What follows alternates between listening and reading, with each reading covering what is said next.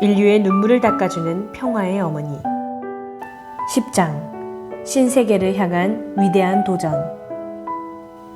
지독히 슬프면서도 가장 아름다운 땅. 고래섬이라고 해서 고래가 많이 잡히는 섬인 줄 알았더니 그게 아니네요. 고래섬 이야기를 들으면 사람들은 언뜻 고래가 잡히는 섬이 아닐까, 포경선이 많은 섬이 아닐까 생각합니다. 사실 올바른 이름은 고래섬입니다. 수천 킬로미터 떨어진 한국과는 별다른 인연으로 이어지게 되었습니다. 아프리카 서북부에 있는 세네갈은 대서양을 향해 삐죽이 튀어나온 덕분에 북남미 대륙과 가장 가깝습니다. 또 위로 조금만 항해해 가면 유럽 땅에 닿습니다. 지금이야 그것이 여러 면에서 좋은 조건이지만 바로 그 이유 때문에 지난 500년 동안 온갖 고통과 핍박을 받았습니다. 아프리카를 식민지화하면서 교육도 하지 않고 하늘이 주신 천연자원을 탈취해 가기 바빴습니다. 게다가 피부색이 다르다 하여 인간 대접을 하지 않고 노예로 삼았습니다. 그런 일을 그리스도의 이름으로 자행했다는 사실이 참 어머니의 입장에서 너무도 가슴 아팠습니다. 그래서 나는 오래전부터 고래섬을 찾아가 그곳을 거쳐간 아프리카 젊은이들의 한을 풀어주어야겠다고 생각했습니다. 1500년대 무렵부터 유럽 사람들은 때로 몰려와 아프리카 이곳저곳을 들쑤시고 다니면서 노예 사냥을 했습니다. 남자, 여자, 어린아이 할 것 없이 마구 잡아들여 고래섬에 모아놓고 북미와 유럽으로 실어보냈습니다. 다리에 굵은 쇠사슬을 채워 옴짝달싹 못하게 한 뒤 살을 찌우려고 콩을 억지로 먹이고 병에 걸리면 곧바로 바다에 던져 상어밥으로 만들었습니다. 평화로웠던 고래섬은 불시에 노예 수용소로 돌변했고 비명과 죽음, 고통과 눈물이 넘쳐나는 지옥의 섬이 되었습니다. 노예 사냥이 기승을 부렸던 300여 년 동안 고래섬을 거쳐 끌려간 아프리카인은 2천만 명이 넘습니다. 그중 얼마나 많은 사람이 바다에서 목숨을 잃었는지는 아무도 알지 못합니다. 누에고치처럼 기다란 고래섬은 이제 전 세계인이 찾는 관광지가 되었습니다.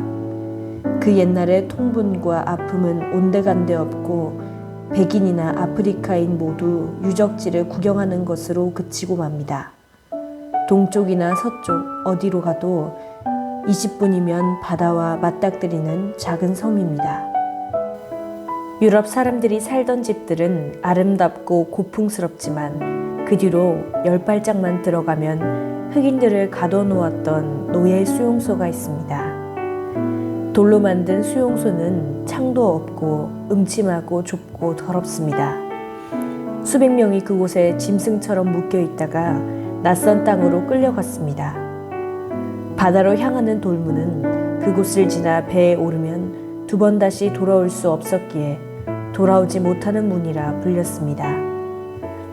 그 문 앞에 잠깐이라도 서 있으면 아프리카인들의 비명과 통곡이 들리는 듯합니다. 누군가 그 비참함을 보듬고 울분을 달래주어야 했습니다.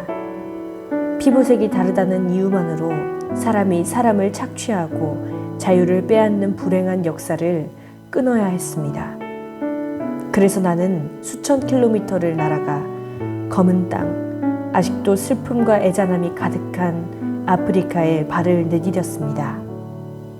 흑진주의 눈물, 하나님의 품에 안기다.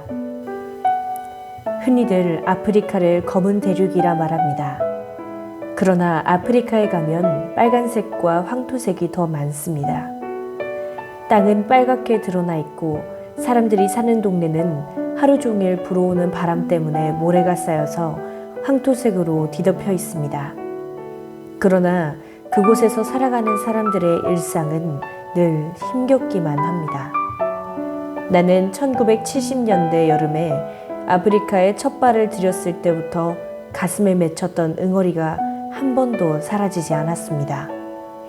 선교사들이 연이어 건너가 교회를 세우는 일은 뒤로 미룬 채 작은아마 학교를 짓고 치료소를 만들고 공장을 세운 것도 삶을 더 낫게 해주기 위해서였습니다. 그런 일들은 당장의 배고픔은 면하게 해주었음에도 마음속에 있는 의문을 풀어주지는 못했습니다. 그들의 간곡한 애원은 바다 건너 내 귀에도 들려왔습니다. 나는 그럴 때마다 아프리카에 갔지만 나를 기다리는 사람은 너무나 많았고 나라마다 부족마다 처한 형편이 다 달라 한 말씀으로 들려주기도 난망했습니다. 어떻게 하면 그들의 상처를 보듬고 하나의 마음으로 뭉치게 할까 기도를 올렸습니다.